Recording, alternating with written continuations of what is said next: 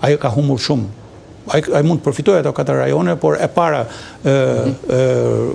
Ukrainën ai nuk e mbyt dot demokracinë ukrainase. Edhe sikur të marrë edhe 20%, nuk e mbyt dot. Sikur marrë atë pjesë territorit. Po, nuk e mbyt dot demokracinë ukrainase. Ukraina është një vend që po e konsolidon, pavarësisht në kohë lufte, po e konsolidon demokracinë. Ukraina do jetë një aset i madh për Europën, një aset luftarak, pavarësisht se mund të mos jetë mbas marrëveshjeve pjesëtare e NATO-s, po është Ukraina është ushtria më e përgatitur në Europë, edhe më e përgatitur se amerikanët në aspektin sepse ka merr pjesë në lufta dhe po rakordon planet, qëllimet, armatimin, strategjitë gjithçka. Edhe pse plani në tavolinë diskuton një reduktim të numrit. Nuk besoj se ajo do të pranohet sepse nuk e pranojnë europianët atë, nuk mund ta pranojnë sepse bile europianët kanë plan, kanë dhënë variantin 800.000 trupave.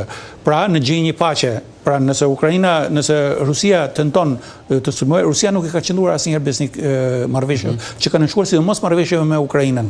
Dhe vull përmenem atë të Budapestit që Rusi, SBA, Britania e Madhe ishin 3 garantueset e kësaj marrëveshje pa të dorëzonte armët bërtamore. Në një farë mënyre qëllimi i mirë i SBA-s dhe Britanisë u mbulua nga mashtrimi rus që ne do jemi garantues dhe në fakt çka garantuesi Rusia e sulmoi.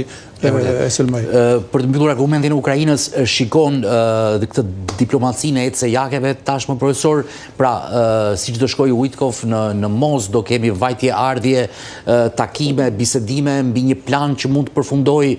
Po mendohet. Do të na marrë kohë, besoj.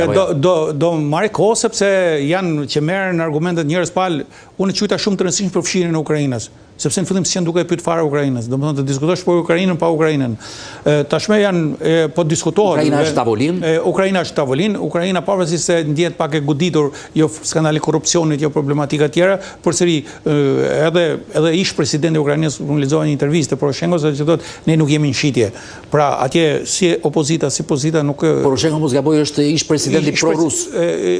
Nuk ka qenë shumë ka qenë, domethënë është përpjek të rujë, pra ne nuk jemi në shitje, domethënë. Ai tashmë do filloj të bëj fushat për më vonë, po për t'u rikthyer ndoshta në politikë. Një nga çudirat e atij planit 28 pikësh është ajo që thotë brenda 100 ditësh do bëj zgjedhje. Me qenë vendi më demokratik perëndimor, jo lindor. Jo pas 4 viteve luftë. Pas 4 nuk mund të bësh zgjedhje për 100 ditë. Pra du të jesh demokraci që s'ke provu luftë. Dhe ti kërkosh një shteti që është akoma luftë për 100 ditë të bëj zgjedhje, nuk duket fare arsyeshme, domethënë. Edhe plani evropian pranë thoshte të bëhen zgjedhje për një periudhë sa më të shpejtë të mundshme, pra të krijon kushtet për të bërë zgjedhje. Nga ana tjetër, në këndvështrimin tim duhet të përfshihen në plan edhe një pikë, sepse Rusia, shikoj çfarë do luftoj. Rusia, nëse arrin të marrë këto territorë në letër, de facto, ajo do luftoj pastaj të përmbys zgjedhjet edhe të vendos një elitë pro-ruse. Siç ka bërë edhe më herët. Siç ka bërë edhe më herët. Dhe një nga pikat kryesore, një pikë tjetër që duhesh aty, domethënë çdo tentativë e Rusisë për ndërhyrje në zgjedhjen në Ukrainë duhet konsiderohet prishje marrëveshjes, nëse do arrijë kjo marrëveshje paqe. Kështu që do të kemi kohë për të shkuar deri tek.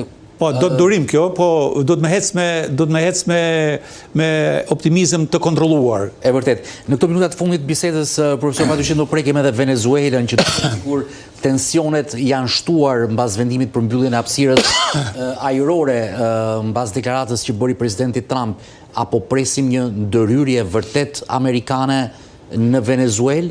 Unë nuk mendoj që mund të ketë një ndërhyrje, do shkoj deri në prag ndërhyrjes për ta bërë shumë të besueshme kërcenimin. Për ta bërë shumë edhe po nga informacionet që kanë rrjedhur edhe në media, po që edhe kanë konfirmuar, është zhvilluar një bisedë telefonike midis presidentit Trump dhe Maduros, ku hapur presidenti Trump i ka kërkuar që të largohet nga pushteti. Pra të largohet jo vetëm nga pushteti, por edhe nga Venezuela. Po të largohet nga Venezuela dhe i kanë dhënë garanci për Maduron, për gruan dhe për djalin. Bëhet fjalë, disa thonë që i kanë dhënë garanci që mund të marrë edhe një enturazh të vogël të vetin nga ata të përfshirët, për të shkuar në Rusi ose edhe në Turqi është, përmend edhe Turqia por edhe Irani.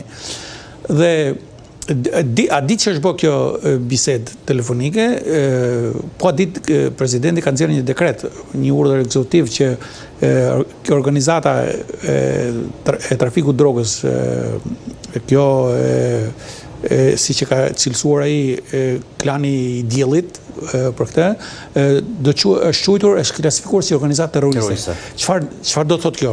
Kjo do të thotë që taktikisht i jepen të drejtë Shtetit Amerikës, pra presidenti i ka hap rrugën e shile strukturave amerikane për të bërë goditje edhe brenda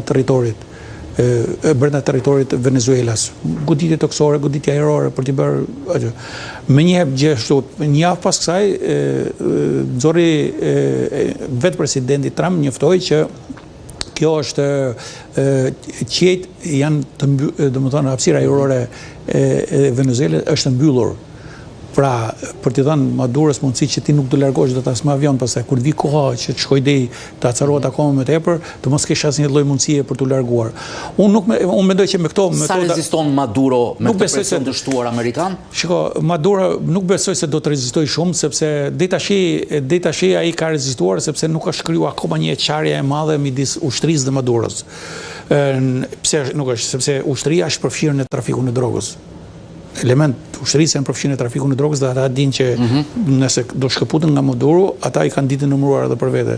Dhe për ne, po në moment nëse do krijohet një qarje midis Maduros dhe ushtrisë, dhe në atë Maduro në bisedën telefonike thotë që i ka kërkuar Trumpit që ka rënë dakord, domethënë që të dorëzoj po gjithë pushtetin, po gjysmën e pushtetit, domethënë pushtetin politik ta marrë opozita, ndërsa ky të marrë kontrollin e ushtrisë. Pra të përdoret një fazë ndërmjetme, gjë që me sa duket autoritetet e Trumpit vetë nuk e kanë pranuar, por i kanë dhënë ultimatum. Dhe tash do duket, unë nuk mendoj se Amerika do bëjë një luftë, nuk kur pa angazhohet këtej për të mbyllur disa fronte të tjera luftrash. Ose mund bëj një goditje dhe mund ta bëj siç bëri me rastin e Iranit. E kupton? Pra mund bëj një target sepse çmimi për kokën e Maduros është goxha i lartë.